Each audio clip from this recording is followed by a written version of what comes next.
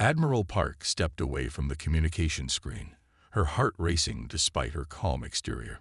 The message from Earth Command glowed briefly before vanishing. Project Leviathan authorized. Return immediately. She had hoped it wouldn't come to this, but the Council had left them no choice. The hallway outside her chamber buzzed with activity as representatives from hundreds of worlds moved between sessions. Most barely glanced at the human in their midst. Earth was new to the galactic stage, a curiosity at best, an annoyance at worst. Park watched a group of Araxians float by, their gas-filled bodies shimmering with colors that indicated their emotional state. They were discussing trade routes, unconcerned with the Vreknar threat. Their home systems were far from the conflict zone. Safe, protected by distance and the false security of Council membership. Admiral Park. The voice came from behind her. She turned to find Counselor Teth approaching, her serpentine form moving with hypnotic grace across the polished floor. Counselor, Park acknowledged with a slight bow, the proper greeting for a senior council member. I hope you understand the Council's position, Teth said, her vertical pupils narrowing. Humans are impulsive, quick to suggest military action when diplomacy remains an option. And how many more colonies must fall while diplomacy is attempted? Park asked. Teth's scales rippled in what Park had learned was amusement. The Vreknar have existed for millennia. Their aggressive phases come and go. The Council has weathered such storms before. Not all storms are the same, Park replied. Indeed. Teth's tongue flicked out, tasting the air around Park. You're leaving. Park nodded. Earth requires my presence. A pity. I was beginning to enjoy our discussions. Teth leaned closer, her voice dropping. A word of advice, Admiral. The Council watches Earth closely. Development beyond your technology classification would be most unfortunate. Park kept her face neutral despite the implied threat. Earth respects Council regulations. See that it continues to do so. Teth glided away, leaving Park alone in the corridor. An hour later, Park boarded her transport vessel. From the viewport, she watched as the Council station grew smaller, its enormous ring structure housing the political center of galactic civilization for over 10,000 years. Her pilot, Lieutenant Min, broke the silence. They didn't listen. They never do, Park said. Set course for Earth, maximum speed. The journey took 3 days. Park spent most of it reviewing reports from Earth's secret observation posts along the outer rim. The Vreknar were moving faster than even she had feared. 2 more settlements had fallen while the Council debated. When Earth finally appeared in the viewport, its blue-white surface wrapped in clouds, Park felt a rush of pride and determination. Humanity had survived its own violent history, unified its governments, and reached the stars, only to find a galaxy that viewed them as children. The transport docked at Orbital Station 1. General Kim was waiting when the airlock opened. "Welcome back," he said, his weathered face serious. "Was it as bad as we expected?" "Worse," Park replied. "They're completely blind to the threat." Kim nodded grimly. "Then we proceed as planned. The Leviathan is ready for your inspection." They took a shuttle to Orbital Shipyard 7, located on the dark side of Earth's moon. The facility was hidden from both Earth and space observation, buried beneath the lunar surface with only small access points visible. As they descended through the main shaft, Kim explained, "We've kept the project compartmentalized. Less than 200 people know about Leviathan's full capabilities." The shuttle emerged into an enormous underground cavern. Park's breath caught in her throat. The ESS Leviathan hung suspended in the center of the space, bathed in harsh white light. Its hull was matte black, absorbing light rather than reflecting it.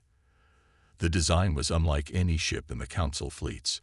No graceful curves or artistic flourishes, just pure functionality with an undeniable sense of power. "It's bigger than I expected," Park said as they approached.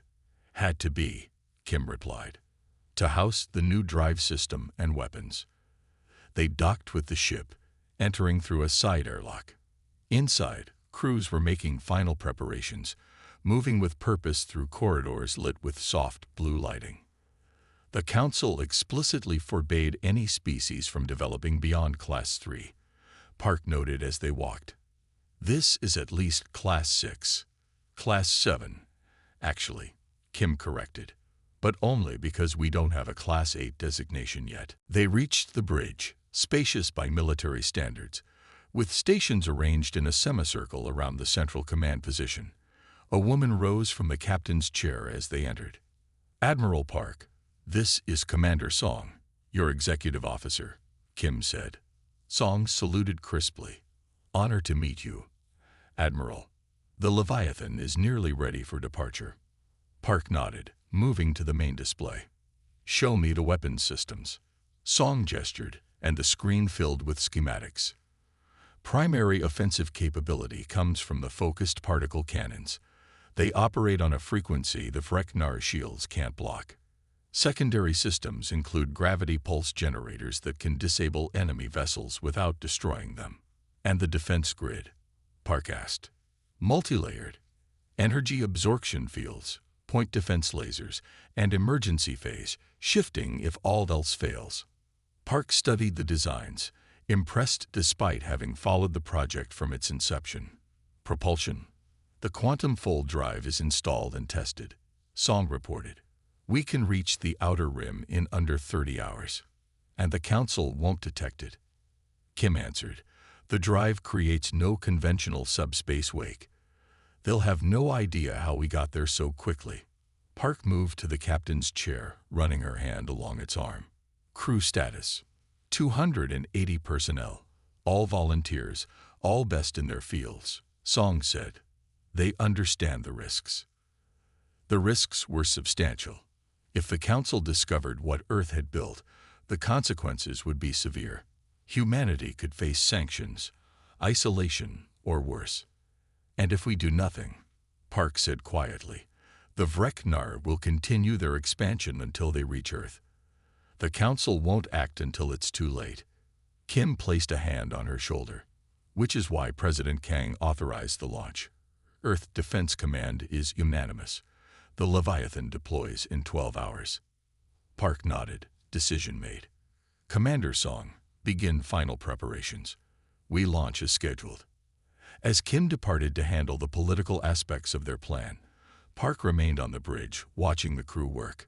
Humanity had always risen to challenges, adapted to overcome them. The Galactic Council had misjudged them, dismissed them as primitive newcomers. Soon, they would understand their mistake. The Leviathan would show the galaxy what humans were truly capable of, and perhaps save them all in the process. Admiral Park took one last look at Earth through the viewport as the Leviathan prepared to depart.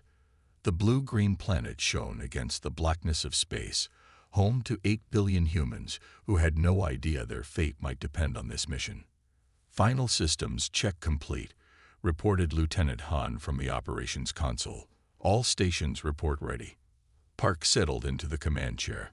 The bridge hummed with quiet efficiency as the crew performed their duties. Most had been training together for years in secret facilities beneath the lunar surface, preparing for this moment. "Commander Song, take us out," Park ordered. "Maintain stealth protocols until we clear the solar system." "Aye, Admiral." Song's fingers moved across her control panel.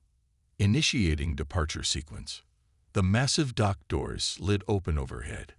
Beyond them lay empty space, and eventually, the stars where the Vreknar advanced through unsuspecting worlds. The Leviathan rose silently from its berth. Conventional engines pushed it clear of the dock, their blue glow the only sign of power. To any watchers, it would appear to be just another military vessel on patrol, larger than most, perhaps, but not remarkable. That illusion would last only until they activated the quantum fold drive. "We are clear of the dock," Song announced. "All systems nominal." Park touched her communications panel. "Earth Command, this is Leviathan. We are away." General Kim's voice came through clearly. "Acknowledged, Leviathan. The President sends his regards. Good hunting." Estimated time to safe activation distance, Park asked. Lieutenant Han consulted his display.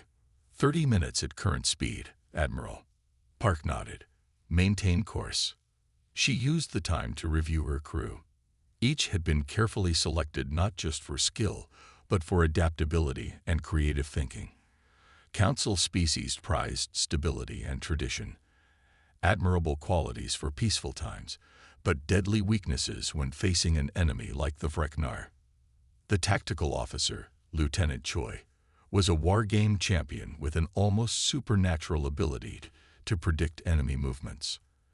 At navigation sat Ensign Ba, whose mathematical mind could calculate trajectories faster than most computers. The engineering section was led by Commander Kang, whose innovations had made the quantum fold drive possible in the first place. They were humanity's best, brought together for a mission that might save the galaxy, or start a war with the very council they hoped to protect. We've reached safe distance, Song reported, ready to activate quantum fold drive. Park straightened in her chair. This is it. All sections, secure for fold transition. Throughout the ship, crew members braced themselves. No one knew exactly what the first full power activation would feel like. The tests had been promising but limited. Quantum fold drive activating in 3, 2, 1. Commander Song announced. For an instant, nothing seemed to happen. Then the stars outside the viewport stretched into lines. A strange pressure filled the bridge, not painful but disorienting, as if reality itself bent around them. Lieutenant Han gripped his console. Transit successful. We're accelerating beyond anything the sensors can measure. Park allowed herself a small smile. Status report. All systems functioning within parameters, Song replied, checking her displays. Estimated arrival at the Vreknar conflict zone in 27 hours. Much faster than we calculated, Park noted. The drive is exceeding performance projections by 12%, explained Commander Kang's voice over the comm. It's beautiful, Admiral. The field geometry is perfect. Maintain course and speed, Park ordered. All personnel, rotate through your rest cycles. We need everyone at peak condition when we arrive. As the ship hurtled through space in ways the Council had deemed impossible, Park retreated to her ready room. There, displayed on her private terminal, was the latest intelligence on the Vreknar advance. 3 more worlds had fallen while the Council debated.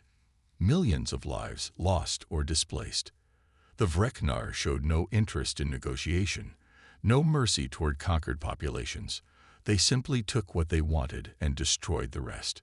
Park accessed a secured file containing the only known images of actual Vreknar. The Council had classified them as extremely dangerous, but had shared little else. The images showed massive armored forms with multiple limbs, their biology seemingly adapted for war. Some analysts believe they had been engineered for combat, perhaps by some ancient species that had long since disappeared. A soft chime announced Commander Song at the door. Enter, Park called. Song stepped inside, carrying a data tablet.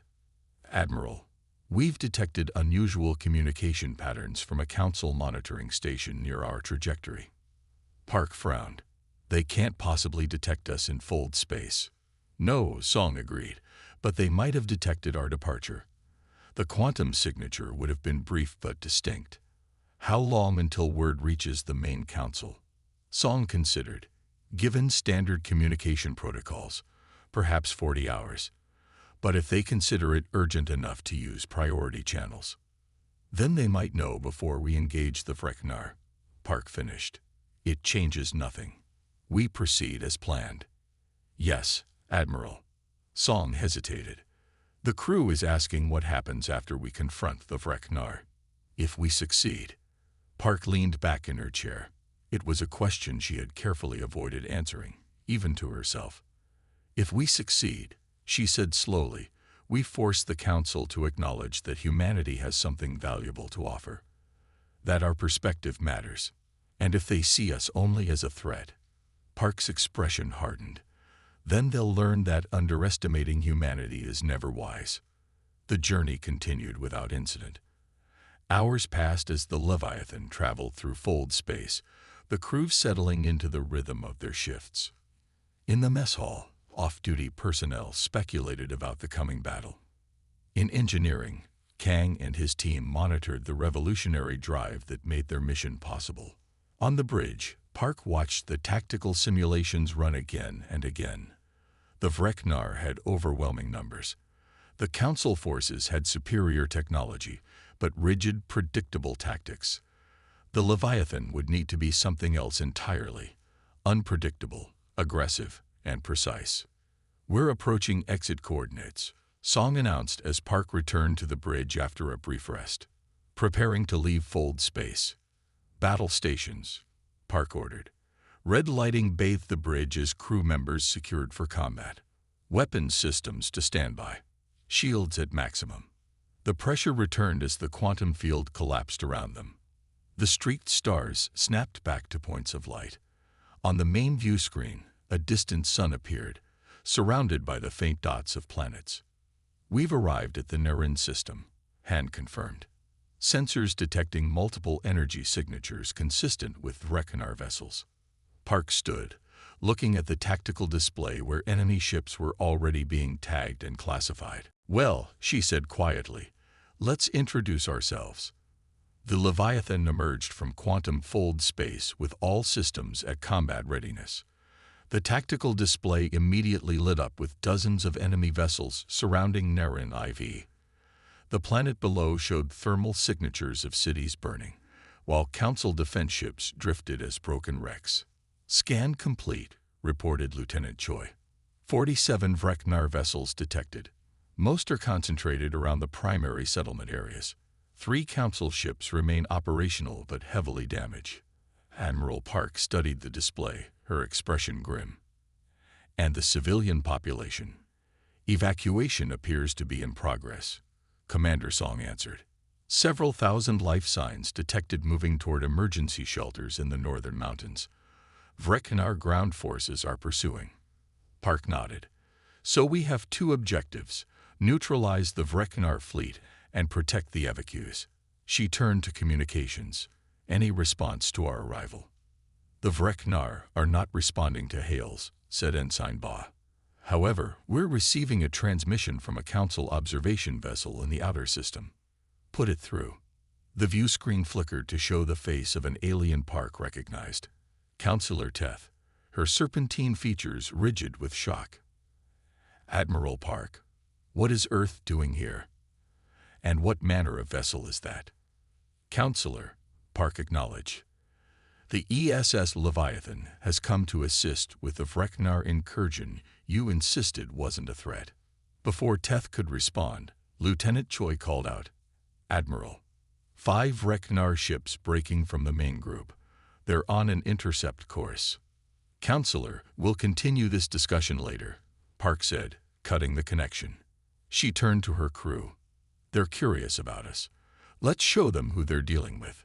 The approaching Vreknar vessels were massive, jagged constructions that resembled floating fortresses more than ships, their weapons charged, preparing to fire on the lone human vessel. "Evasive pattern Delta," Park ordered calmly. "Bring us within optimum range of the lead ship, but maintain distance from the others." Commander Song relayed the orders.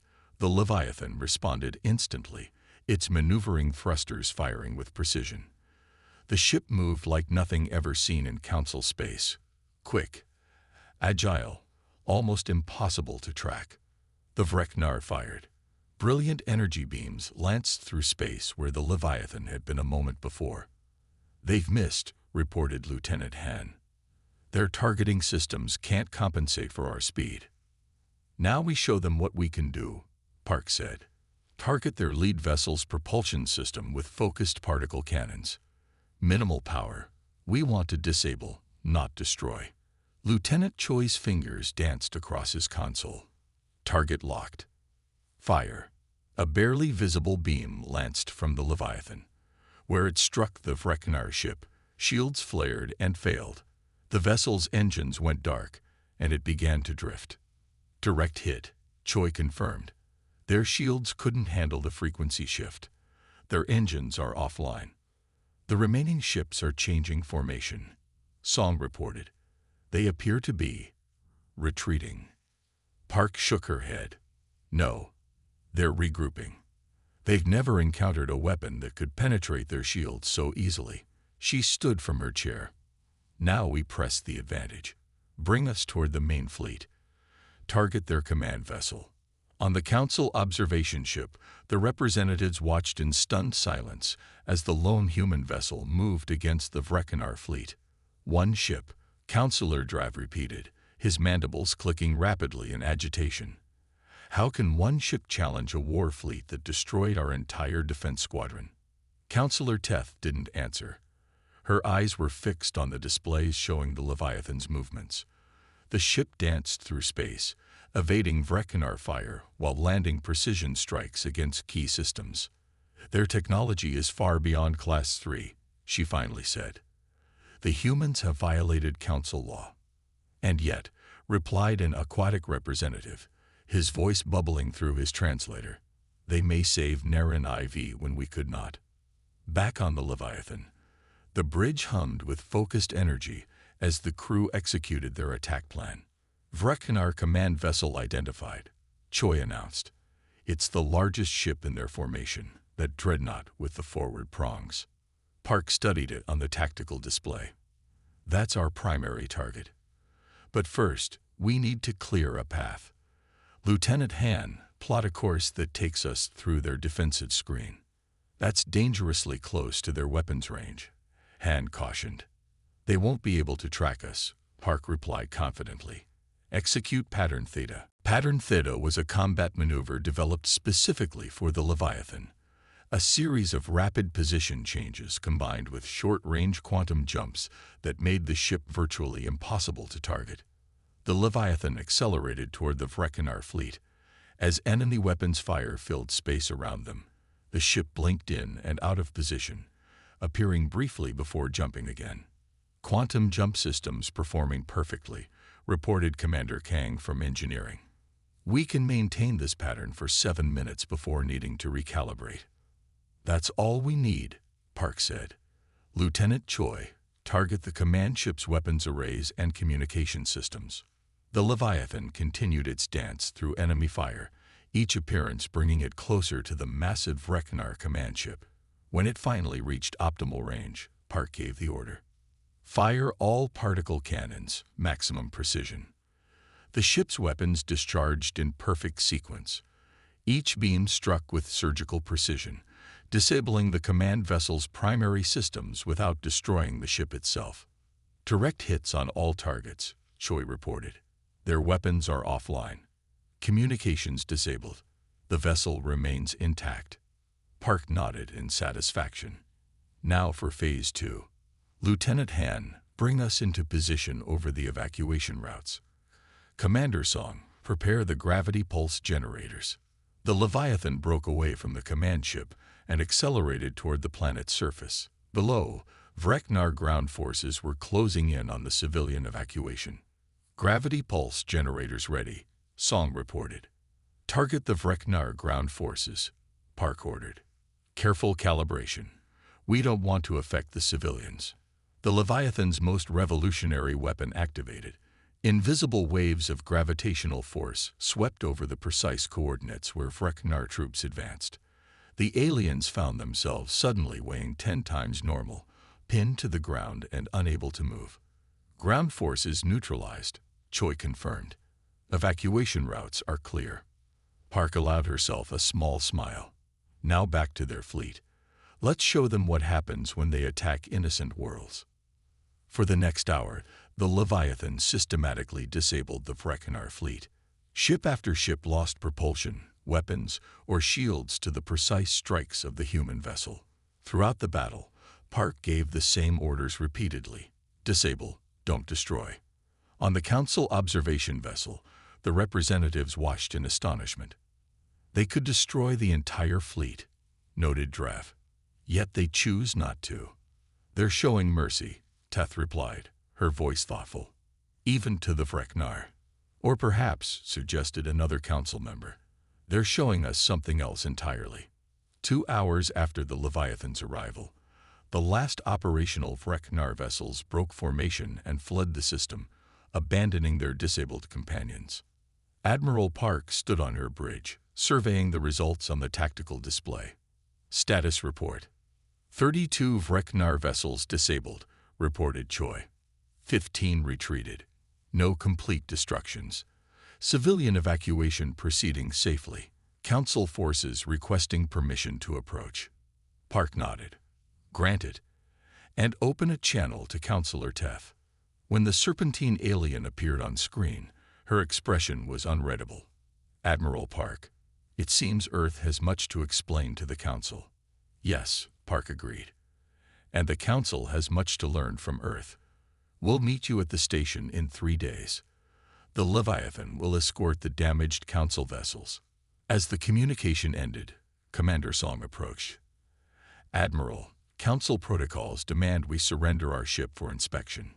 Park's gaze remained on the view screen, where the wounded planet slowly turned below them. The Council's protocols nearly cost these people their lives. It's time for new protocols. She turned to her crew. Set course for the nearest Council station. Let's go show them the future. The Council chamber erupted in voices as soon as Admiral Park entered. The circular room, designed to amplify sound for species with poor hearing, now echoed with angry shouts and fearful demands. Representatives from hundreds of worlds gestured with tentacles, claws, hands, and appendages that defied easy description. Park wore her formal Earth uniform, navy blue with silver trim, the emblem of humanity displayed prominently on her chest. She stood straight-backed as she walked to the center of the chamber, Commander Song following 2 steps behind. Order, called the moderator, its gelatinous body pulsing with bright colors. The Council will have order. Gradually, the noise subsided. Park could feel the eyes of the galaxy upon her, some curious, some admiring, but many filled with suspicion or outright hostility. High Counselor Drav stomped forward, his insectoid legs clicking against the polished floor. The humans have deceived this council. They claimed technological compliance while secretly building weapons of unprecedented power. Murmurs of agreement rippled through the chamber. Drav continued, mandibles clacking for emphasis. The Leviathan violates 17 different treaty provisions. Its quantum fold drive alone breaks fundamental agreements on propulsion technology. Park remained silent. The Earth strategy had been clear. Let the Council exhaust its outrage before responding. Counselor Teth uncoiled from her platform, her serpentine body stretching to full height. While I share concerns about treaty violations, we cannot ignore results. The human vessel single-handedly defeated a Vreknar fleet that destroyed our finest ships. At what cost? Demanded a representative from the Mechanoid Alliance, his voice buzzing through metallic speakers. If we allow one species to ignore limitations, the carefully maintained balance of power collapses. The debate continued for hours. Park stood motionless, watching the familiar political dance unfold. Species that had been enemies for millennia found themselves unlikely allies in opposition to Earth. Others who had never agreed on anything suddenly discovered common ground in supporting the humans. Finally, the moderator's body flashed a brilliant white, the signal for silence. Admiral Park, Earth must answer these charges. What defense do you offer for these violations? Park stepped forward.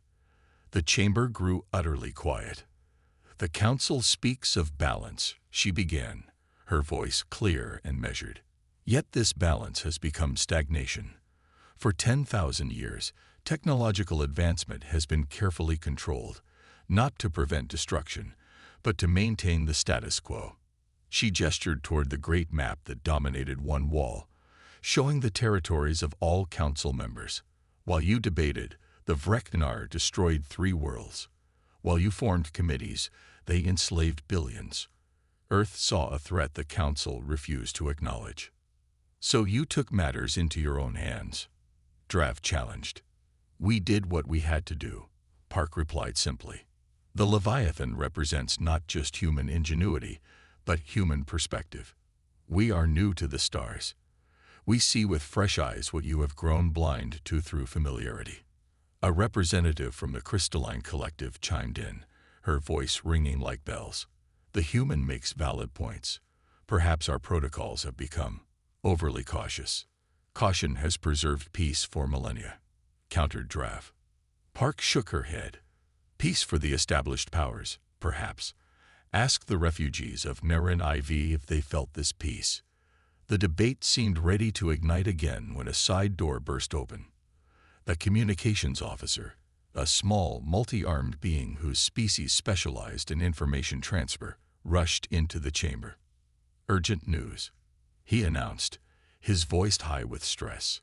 Multiple Vreknar fleets have launched simultaneous attacks on 7 systems along the Outer Rim. Preliminary reports indicate Council defense forces are overwhelmed. The chamber fell silent. The map wall automatically updated, showing red warning symbols at 7 different locations. Each represented millions of lives in imminent danger. How is this possible? Whispered Teth. Our intelligence indicated no buildup of forces. The Vreknar used our attention on the Leviathan as a distraction, Park said quietly. While we debated politics, they prepared for war. All eyes in the chamber turned toward Park. The human stood unmoved, her expression calm despite the crisis unfolding on the displays. The moderator's body had dimmed to a pale blue, a sign of distress. Our nearest response fleet is 3 days from the closest attack point.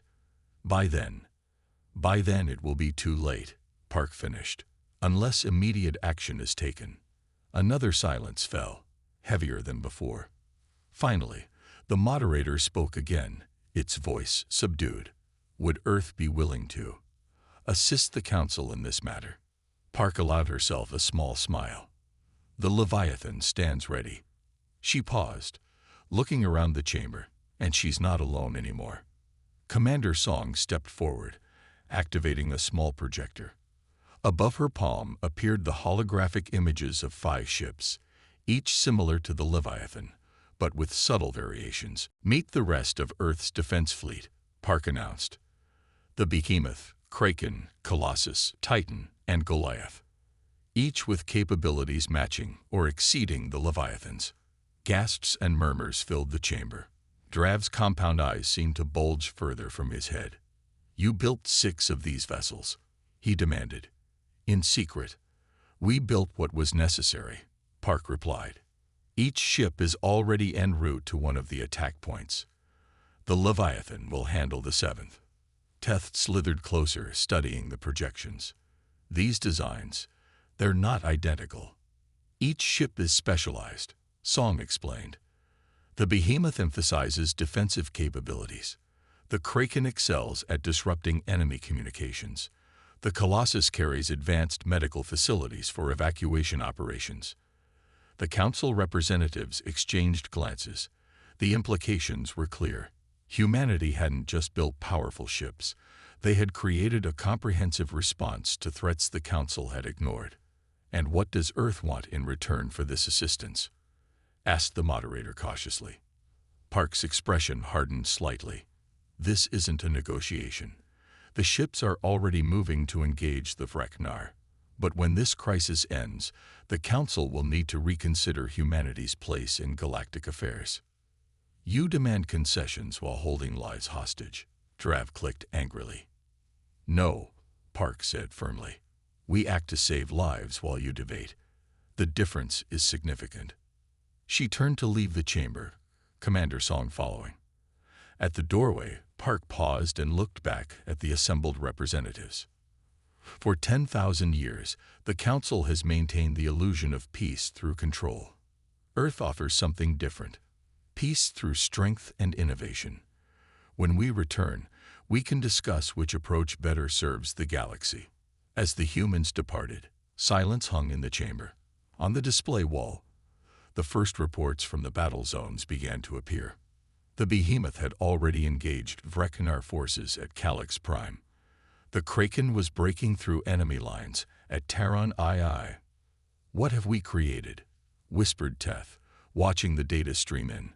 By dismissing the humans, Have we midwifed the birth of a new power we cannot control? The moderator's body shifted to a thoughtful green. Perhaps the question is not whether we can control them, but whether they can teach us what we have forgotten. The Vreknar homeworld hung in space like a scared jewel. From orbit, Park could see the massive industrial centers that had produced the war fleets terrorizing the galaxy. Harsh, angular cities covered much of the planet's surface, connected by straight transportation lines that ignored natural features. "This is their heart," Park said quietly as she studied the main view screen. "Everything they've done began here." The bridge of the Leviathan was silent as the crew absorbed the significance of the moment. Behind them, 5 more Earth vessels held position. The entire human fleet assembled for the first time. "Vreknar fleet approaching," reported Lieutenant Hahn from Tactical. 83 vessels detected. This appears to be their entire remaining force. Commander Song looked up from her console. "They must know they can't win. Why fight?" "Because surrender isn't in their nature," Park replied. "To them, defeat means death. That's why they fight so fiercely." She straightened in her command chair. "Open a channel to all Earth ships." When the connection was established, Park addressed the captains of humanity's fleet. "This is the moment we've prepared for. The Vreknar won't surrender easily, but remember our mission. We're here to end a threat, not destroy a species. All ships, execute Battle Plan Omega." Battle Plan Omega was unlike any tactic used in Council space. Instead of forming a unified defensive line or attack formation, the 6 human ships scattered, each moving independently toward different sectors of the approaching Vreknar fleet. On the Council observation vessel stationed at a safe distance, representatives from major worlds watched with a mixture of fear and fascination. "What are they doing?" asked a crystalline representative, her faceted body reflecting the light of distant explosions. "They're spreading themselves too thin." Counselor Teth watched through narrowed vertical pupils. "Wait and see. The humans have surprised us at every turn." The Vreknar fleet advanced in their traditional arrow formation, weapons primed and shields at maximum.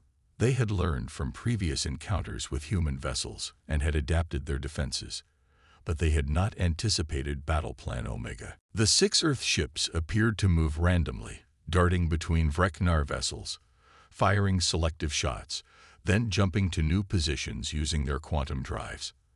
There was no pattern to predict, no formation to counter. "They fight like no species I've ever encountered," Counselor Teth remarked. "Not like a hive mind, but as individuals with perfect synchronization." On the Leviathan's bridge, Park coordinated the complex dance. Each captain had significant freedom to make tactical decisions, but all worked toward the same goal: systematic disabling of the Vreknar fleet without causing unnecessary destruction. "The Kraken reports their sector is secured," Song announced. 20 Vreknar vessels disabled. "The Behemoth has suffered minor damage to their starboard shield," added Lieutenant Han. "They're withdrawing to repair, but have neutralized 15 enemy ships." Park nodded, studying the tactical display. The seemingly chaotic human movements had a hidden logic. They were herding the remaining operational Vreknar vessels into a confined area, limiting their maneuverability. "Signal the Titan and Goliath to execute Phase 2, Park ordered. The 2 Earth ships moved into position and activated their gravity pulse generators simultaneously. The overlapping fields created a zone where the Vreknar ship's engines could not generate sufficient thrust to escape. "Remarkable," whispered High Counselor Drav as he watched from the observation vessel. His earlier hostility had been replaced by grudging respect. "They've trapped 30 vessels without destroying a single one." 3 hours after the battle began, the last operational Vreknar ship surrendered. The combined Earth fleet took up positions around the homeworld. "They could destroy the entire planet," Drav said quietly. "With that firepower, they could render it uninhabitable." Instead, Park opened communications with the Vreknar leadership. The main screen on the Leviathan showed a heavily armored being, its multiple limbs adorned with ceremonial weapons. "I am War Leader Vrek of the Dominant Hierarchy," the alien announced. You have defeated our fleet. Kill us and be done with it. Park shook her head. That's not why we're here. Earth offers terms for peace. The terms were firm but fair. Immediate cessation of all hostilities, withdrawal from occupied territories, reparations to affected worlds, and integration into Council oversight systems. But crucially, the terms also protected Vreknar civilians, preserved their cultural sites, and offered technological assistance to redirect their industrial capacity toward peaceful purposes. The war leader was visibly confused. You do not seek our extinction. No, Park replied simply. We seek an end to conflict, not an end to your people. It took a week of negotiations before the Vreknar leadership accepted the terms. During that time, Park learned much about their society, how it had evolved from constant resource scarcity, how aggression and conquest had been their only path to survival for millennia. 1 month later, Admiral Park stood again before the full Galactic Council. The chamber was filled beyond capacity, with representatives from normally disinterested worlds attending to witness the historic session. The moderator's body glowed a formal gold as it addressed the assembly. For 10,000 years, this council has maintained peace through strict regulation of technology and careful balance of power. Recent events have challenged these fundamental principles. A murmur ran through the chamber. The moderator continued. Yet we cannot deny the results. The Vreknar threat, which our methods failed to address, has been resolved with minimal loss of life. New protocols must reflect new realities. The chamber quieted as the moderator shifted to a solemn blue hue. Therefore, Earth is granted full membership status and will chair the newly formed Defense Council. The recent conflict has demonstrated that humanity brings unique perspectives to galactic security. As the session ended and representatives filed out, Councillor Teth slithered over to where Park stood. A remarkable outcome, the serpentine alien observed. From unknown species to council leadership in less than 1 standard year. Park nodded politely. Earth has always adapted quickly. You could have used this crisis to dominate the council. Teth continued, studying Park with unblinking eyes. Your ships could have conquered half the galaxy before anyone could stop you. Park smiled slightly. That's not why we built them. We built them to protect, not just humans, but all sentient life that desires peace.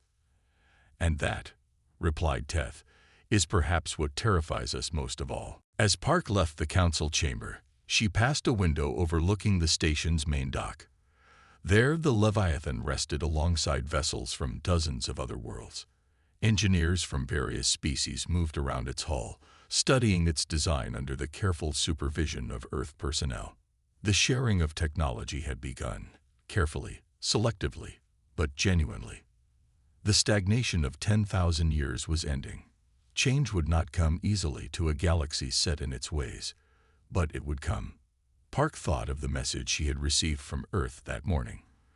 5 more ships of the Leviathan class were under construction, not for war, but to serve as the backbone of a new peacekeeping force, one that would include vessels and crews from all council species. Humanity had found its place among the stars, not as conquerors, not as subjects, but as guardians of a peace worth protecting.